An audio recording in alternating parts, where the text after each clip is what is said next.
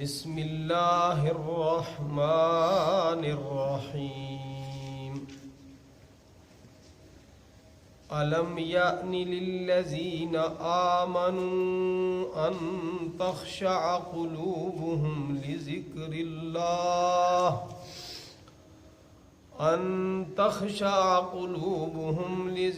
اللہ وما نزل من الحق ولا يكونوا كالذين أوتوا الكتاب من قبل فطال عليهم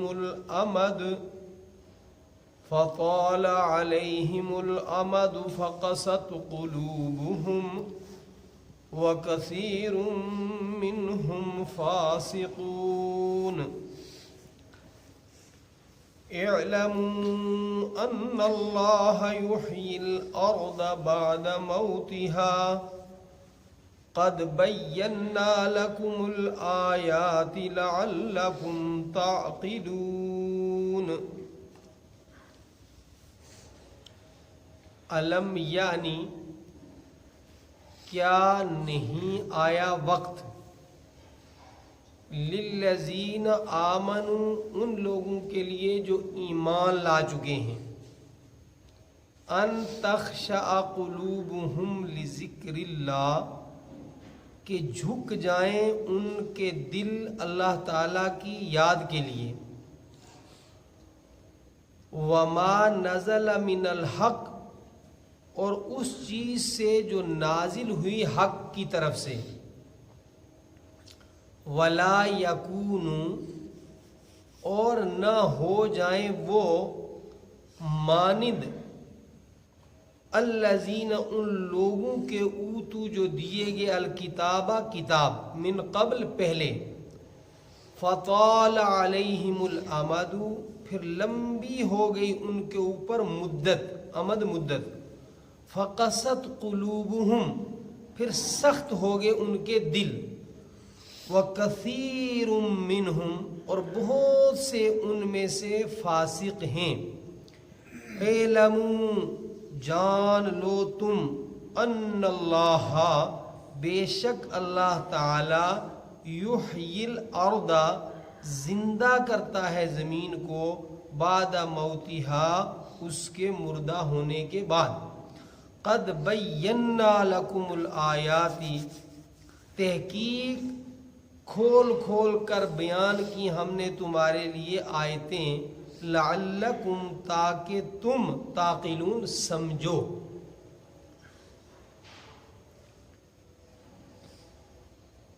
اس سے پہلے اس سورہ مبارکہ میں اہل ایمان کے قیامت کے اعتبار سے احوال بیان کیے گئے، منافقوں کے متعلق بیان کیا گیا کہ ان کے ساتھ قیامت میں کیا حشر ہوگا،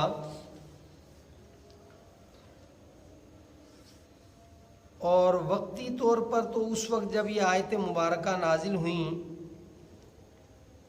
جب رسول اکرم صلی اللہ علیہ وسلم نے مدینہ پاک کی طرف مکہ مکرمہ سے ہجرت فرمائی، تو ایک طبقہ تو نبی اکرم صلی اللہ علیہ وسلم کے ساتھ ایسا تھا اور ایمان لانے والا ایک طبقہ ایسا تھا کہ جو جان مال ہر چیز نبی صلی اللہ علیہ وسلم کے حکم پر نچھاور کرتا تھا بلا جھجک۔ کچھ لوگ مسلمان تو ہوئے لیکن اس لیے مسلمان ہو گئے، انہوں نے سوچا کہ میرے گھر کے سارے مسلمان ہو گئے، اب میں اکیلا کیا کروں، تو وہ بھی ایمان لے آیا۔ کسی کا باپ ایمان لے آیا تھا تو بیٹا دل تو نہیں چاہتا تھا لیکن دیکھا دیکھی وہ بھی ایمان لے آیا۔ تو ان کے متعلق یہ آیت مبارکہ نازل ہوئی کہ کیا وہ جو کچے مسلمان ہیں ابھی ان کے لیے ابھی یہ وقت نہیں آیا کہ قرآن حکیم اتنا سارا ان کے سامنے جو ہے وہ نازل ہوا ہے، قرآن حکیم ان کو سنایا جاتا ہے، پڑھایا جاتا ہے،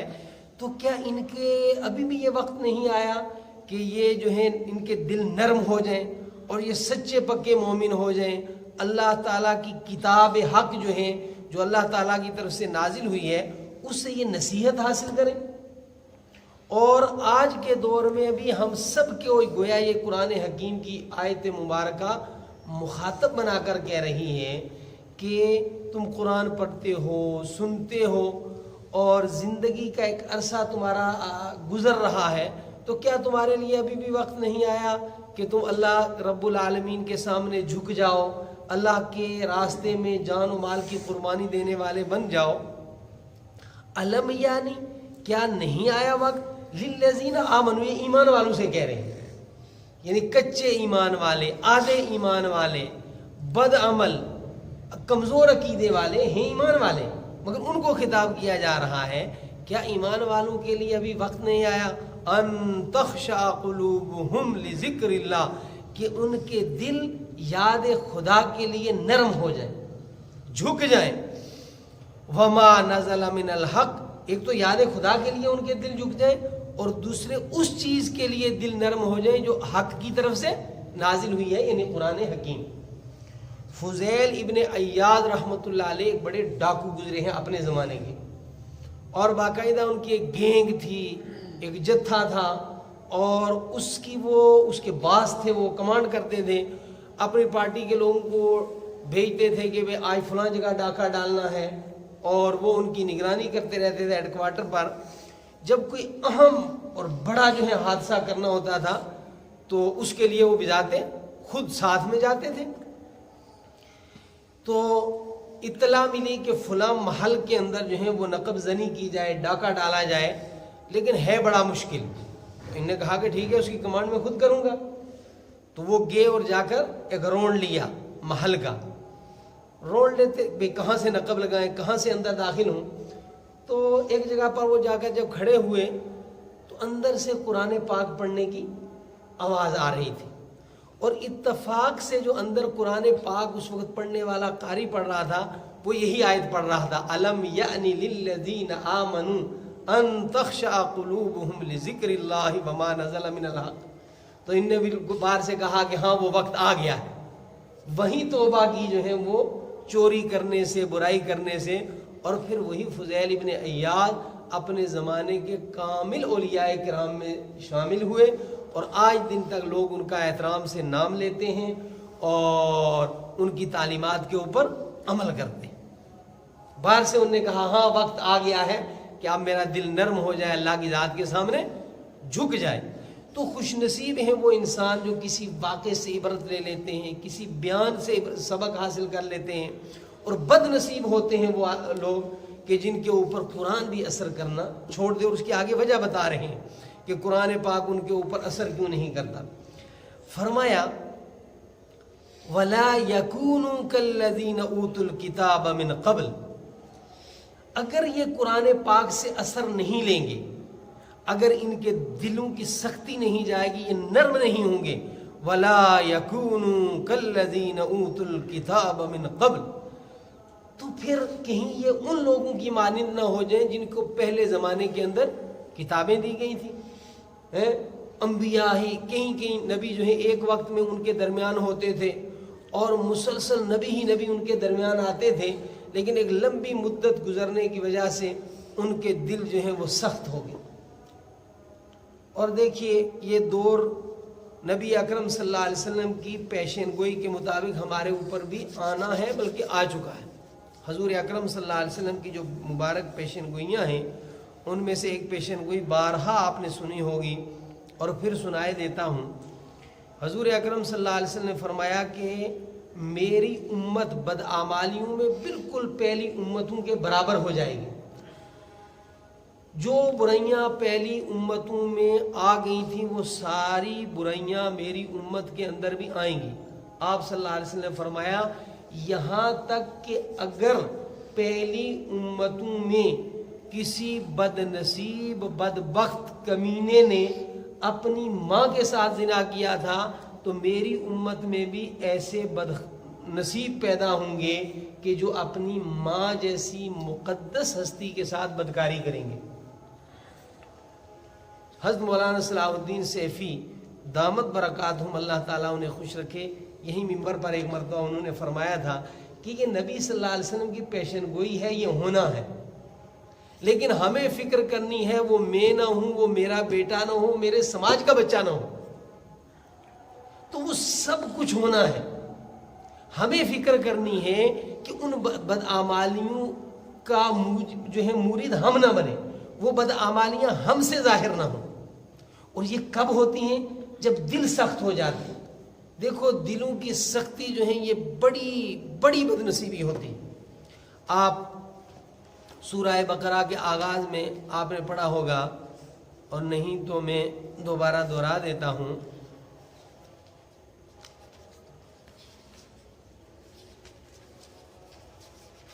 اس طرح آیات جو ہیں وہ نکالنے کی کوشش کیا کریں۔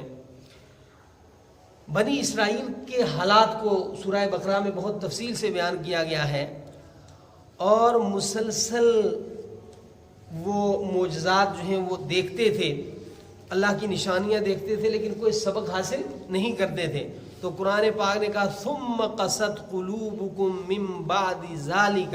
فہی کالحجارۃ او اشد قسوہ، کہ پھر مسلسل گناہوں کی وجہ سے ان کے دل سخت ہو گئے، اور کتنے سخت ہوئے؟ جیسے پتھر، او اشد قسوہ، بلکہ انسان کا دل بعض اوقات پتھروں سے بھی زیادہ سخت ہو جاتا ہے۔ آگے پتھر کے فوائد بیان کیے قرآن نے، وَإِنَّ مِنَ الْحِجَارَةِ لَمَا يَتَفَجَّرُ مِنْهُ الْأَنْهَارُ، کہ پتھروں سے، بعض پتھروں سے جو ہے وہ نہریں نکلتی ہیں، بعض پتھر جو ہیں ان سے پانی نکلتا ہے، اور بعض پتھر اللہ کے خوف سے ڈھہ جاتے ہیں، گر جاتے ہیں۔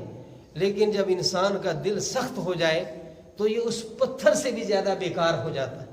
اس پتھر سے بھی زیادہ سخت ہو جاتا ہے۔ بڑے بڑے حادثے آتے ہیں، بس ڈنگر کا ڈنگر ہے، کوئی سبق حاصل نہیں کرتا۔ فرمایا کہ جب انسان کا دل سخت ہو جاتا ہے تو وہ کسی چیز سے عبرت حاصل نہیں کرتا، کہ اس کام کی وجہ سے میری رسوائی ہوئی ہے، میرے خاندان کی رسوائی ہوئی ہے، تو اب میں اس سے باز آ جاؤں، یہ کام کرنے کی وجہ سے جو ہے میرا لاکھوں روپے کا نقصان ہوا، اب میں باز آ جاؤں۔ نہیں، وہ پتھر سے بھی بدتر ہوتا ہے۔ نہ اس کی اپنی ذات کو اس سے فائدہ ہوتا ہے، نہ اس کے ماں باپ کو اس سے فائدہ ہوتا ہے، نہ اس کے رشتہ داروں کو اس سے فائدہ ہوتا ہے، پتھر سے بھی وہ بدتر ہو جاتا ہے۔ اور اس کے آگے ایک مفسر نے جو بات لکھی، میں دنگ ہو کر کے رہ گیا۔ فرمایا جب انسان کا دل سخت ہو جاتا ہے تو پھر اس کے سدھرنے کے امکان کم رہتے ہیں، اس کے برباد ہونے کا اندیشہ زیادہ ہو جاتا ہے۔ جب یہ جملہ ذرا یاد رکھیں، جب کسی آدمی کا دل سخت ہو جائے یا جب کسی قوم کا دل سخت ہو جائے، ٹھیک ہے، پھر اس قوم کے سدھرنے کے امکان کم ہو جاتے ہیں، اور اس قوم کے یا اس فرد کے برباد ہونے کا اندیشہ زیادہ ہو جاتا ہے۔